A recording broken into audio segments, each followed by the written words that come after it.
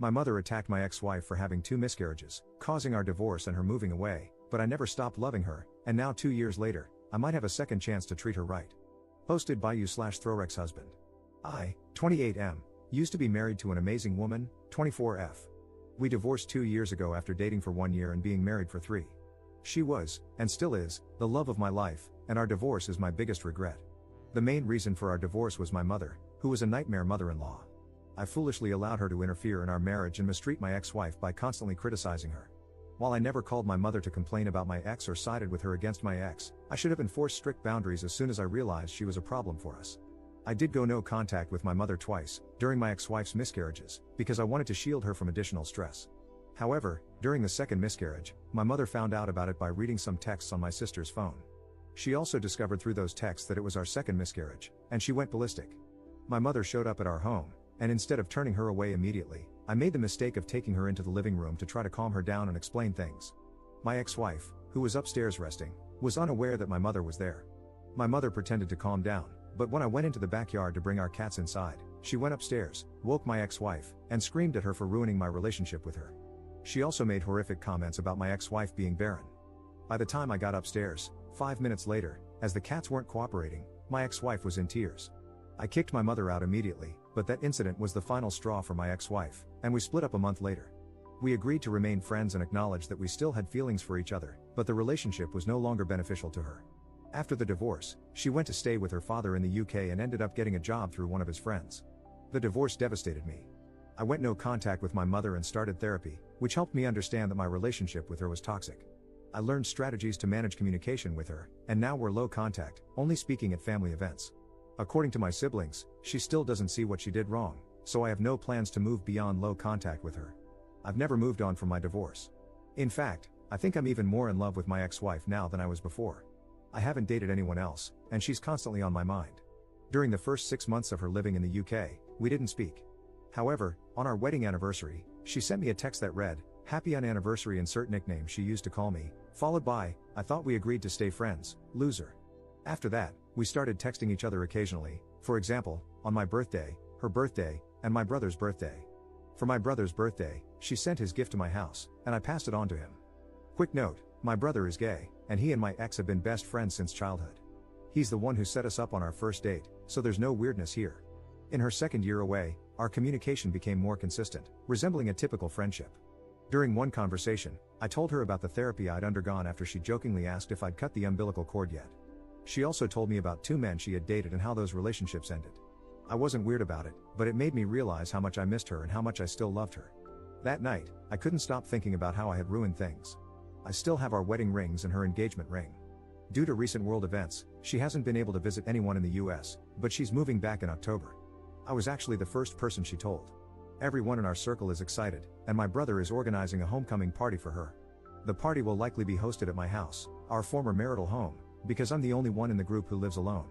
My brother recently asked me if I'd consider hanging out with her one-on-one after she moves back. I wasn't planning to ask her, but now it's all I can think about. Since they're best friends, I wonder if she might have put him up to it, similar to how she asked him to set us up when we first started dating. I asked my sister for advice, and she said I shouldn't ask her to meet up and should wait for her to take the lead if she wants to. I do think she might still have feelings for me because, during one conversation about one of her breakups, she said, "None of the men over here can handle me like you can." However, her humor is generally flirtatious, so I can't be sure. I'd love an outside perspective. Would asking her out be the right thing to do? Thanks for reading. Edit. You've all convinced me to ask her now instead of waiting until October. It's late here in the UK right now, but I'll call her tomorrow. Thanks for all the encouragement. Edit. I wanted to clarify what I meant by low contact since I know everyone interprets it differently. The low contact I have involves only saying happy birthday to each other in the family group chat. We're never the first to say it to each other, and the conversation doesn't go beyond that point. Whenever she approaches me at family events, which doesn't happen often anymore, she usually asks how I am and for updates on my life. I give her one-word answers and greyrock the rest. My therapist refers to this method as civil no contact, which I think is a more accurate term. She initially freaked out about no contact when my ex-wife first left and regularly blew up my phone. Low contact has been more peaceful. I'm aware this will likely change if my ex-wife and I get back together, and I'll be working with my therapist to create a plan for every possibility. I plan on returning to no contact after the phone call tomorrow, and I want to make it as safe and peaceful as possible. If a tiny bit of conversation is what it takes, I'm willing to do it. Update 1 day later. I asked if she'd like to come out to dinner with me when she gets back. She said yes. She even asked me what took me so long to ask, Lamau. She told me that if I hadn't asked her by the week before her return, she would have asked me out herself, so thank you guys so much for pushing me to call her. I feel like me making the first move is more meaningful, especially since I was the one who ruined our marriage. I'm literally on cloud 11 right now. We're planning to take things slow this time. We got engaged after 6 months the first time around, Lamau. I'm also going to be picking her up from THE airport.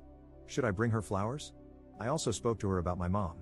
She was aware of the civil no contact arrangement I had, and she said she didn't mind if I kept it, but I made it clear that I don't want to anymore. I've only been tolerating my mom's presence for the sake of my siblings and their children at events, but I've decided to stop attending those events and instead celebrate important occasions with them separately. I'm hoping my nieces and nephews will harass my siblings about me being missing from their birthday parties so much that my siblings uninvite my mom, Lamau. I know I'm their favorite uncle. I apologized to her profusely, but she said she'd hang up if I kept apologizing, so I had to stop. I know this is just the beginning, and more apologies will definitely come as we start unpacking our failed marriage, so I'm trying not to max out her apology acceptance capacity just yet. She's also agreed to start couples counseling with me when she gets back. We even discussed the possibility of moving to the UK if we get married again. She mentioned wanting to stay in the town I'm currently in for the next few years because she's missed her family and friends here a lot. Her maternal family is here, but her paternal family is in the UK. Still, she said that moving back to the UK isn't completely off the table. I told her I'd follow her in a heartbeat, and she called me a nerd, Lamau. Our conversation lasted 2 hours, and she only had to go because she was taking her younger siblings out. Oh, and remember how I suspected my brother was hinting to me about her wanting me back? I was right. She admitted she'd been asking him to drop hints. I saw a comment earlier saying I should have just asked my brother to spell it out, but trust me, he's insanely annoying. I'd have to hold him hostage to get him to say anything. I know there's so much more to discuss in the month before she returns, and I'm putting together a priority list. Dealing with my mom is at the top of it. I told my ex-wife I wanted to sell the house so my mom wouldn't have my address, and I swear she wanted to reach through the screen and choke me. She loves the house and said I can't list it or even talk to a real estate agent until she gets a chance to look around again. Of course, I'm happy to oblige my queen. I also saw comments saying I shouldn't send my mom that email, the one explaining my boundaries and the consequences of breaking them.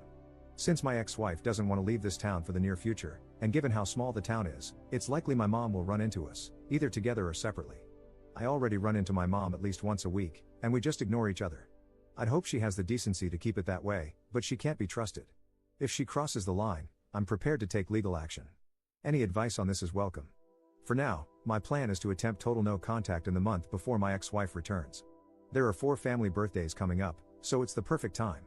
My absence at all 4 events will definitely be noticed, and I'll get to see my mom's reaction. I'm also considering asking my brother and sister to sit her down and tell her not to bother me anymore, that I've decided to go fully no contact. I know some of you are mad at the civil no contact I've been doing, but it's helped me maintain the peace I needed for the past 2 years. However, I understand that everything will be different when my ex-wife is back. Thank you all so much. You're all invited to our second wedding. Edit. She found this post on Best Redditor Updates, Lamau. She called me a total nerd. She also wants me to thank you all for convincing me to call her instead of waiting until October. And she told me to call her my girlfriend instead of my ex-wife, so that's what I'll be using from now on. Edit. I'm fully aware that my mom is racist. By closet racist, I meant someone who's kept it hidden effectively for so long. She's also just a complete weirdo in general, so there are multiple reasons why she doesn't like my girlfriend and my brother's boyfriend beyond race. She hates my girlfriend because of her messed up family background and her miscarriages, in addition to race.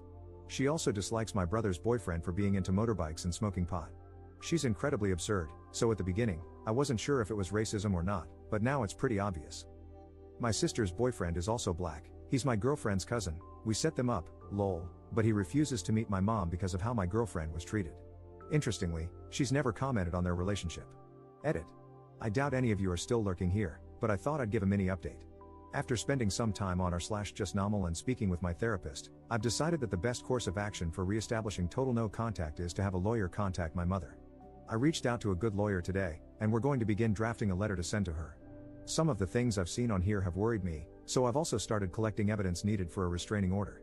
I'm not sure how effective old texts and videos will be, but it's worth a shot. My girlfriend thinks I'm being too militant, lol. I think her time away has made her forget the worst of it, but she appreciates that I want to protect her. For clarification, since some of the comments seem to assume otherwise, we are not moving in together. My mother does not know the address of where my girlfriend will be living. Second update 1 week later. Success.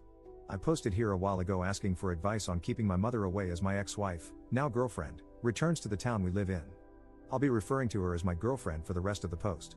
I decided the best course of action was to have a lawyer contact my mother. The lawyer sent her a simple letter explaining that he was representing me and advising her to stay away, while also warning that I would take legal action if she didn't comply. The lawyer said he had to provide a reason for the letter, so it briefly mentioned that I had entered a romantic relationship and didn't want her involved due to her past behavior. It did not specify that I had gotten back with my ex-wife. This sparked a whole fight with my parents and older siblings. My dad even showed up at my house to argue with me. He kept going on about how hurt my mother has been during the 2 years I've been mostly no contact with her. There was no mention of what she had done to me and my girlfriend. I like my dad, but he's a complete pushover who does whatever my mother wants. I didn't tell him I was back with my girlfriend, but I did tell him flatly that my mother's insane behavior during my marriage is why I want nothing to do with her now. He pulled the classic "she's your mother, she loves you, and you're really hurting her" argument, but I didn't back down. I explained that because the town we live in is so small and I already run into her regularly, there's a high chance I'd run into her while I'm with my girlfriend. I told him I didn't want her to lose control, so having a lawyer warn her was the best way to avoid escalation. I made it clear that the ball is in her court. If she respects my no contact, then this won't need to go further, and we can all live peaceful lives. Eventually, my dad agreed with me. Before he left, I also told him never to show up at my house unannounced again. He promised to explain the situation to my mother and tell her that if she behaves, I won't take legal action. My older sisters have all called me to insult me, but I sent them the same text telling them to mind their own business, and the harassment stopped. It's been a day since all this happened, and my father said my mother agreed to leave me alone. While I can't completely trust her word, it's a start, especially since last time I tried to establish no contact, she went off the rails. I've already spoken to a realtor about getting my house on the market by mid-October. I'd like to sell it sooner, but my girlfriend wants to have a look around first, so I'm waiting. I plan to move to a neighboring town where I can keep my job, see my friends, and stay in touch with the family members I'm close to. I won't be attending any family events where my mother will be present. Missing my nieces and nephews' birthdays will be tough, but I'll visit separately to give them their gifts. So far, so good, it's been a tentative success. There's still a month before my girlfriend returns, so I have time to handle any issues that might come up before then. To clarify, my girlfriend won't be moving in with me, and my mother doesn't know where she'll be staying. Here's to more successes. Third update 1 month 1 week later. Hello, everyone. Sorry for keeping you all waiting. My girlfriend has been back for a week today, and it's been the best week of my life. I picked her up from the airport last Saturday. I brought her a gigantic bouquet of daffodils, and we both cried, lol. Seeing and hearing her again in person was so surreal because I'm so used to speaking to her over video calls. Her accent has become more British now, and it's so cute. The drive back to our town was challenging because I had to keep my eyes on the road, but I wanted to look at her the entire time. We had the homecoming party at my place, our old marital home, on Sunday, and it was amazing. It felt just like old times when we were still married and hosted our friends. She stayed to help me clean up with my brother and, unfortunately, her older brother too, who does not like me. She wanted to come over and have a look at my house before I put it on the market, and we did that on Tuesday. It was extremely emotional, and we both ended up crying, especially when we got to the master bedroom. When she left, I moved my things into another bedroom, locked up our old shared bedroom, and basically forgot about it. I only went in about once a month to clean it, but other than that, it stayed locked. Our old rings, a few things she had left behind, and some items that were too painful for me to look at, like framed photos we had together, were in there.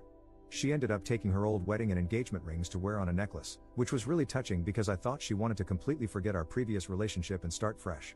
I'm happy to know that she looks back on our past together fondly despite it being a hot mess. Yes, if we do get married again, I will 100% be buying new rings. We've hired a counselor to work through our relationship, and our first appointment is next week, so wish us luck.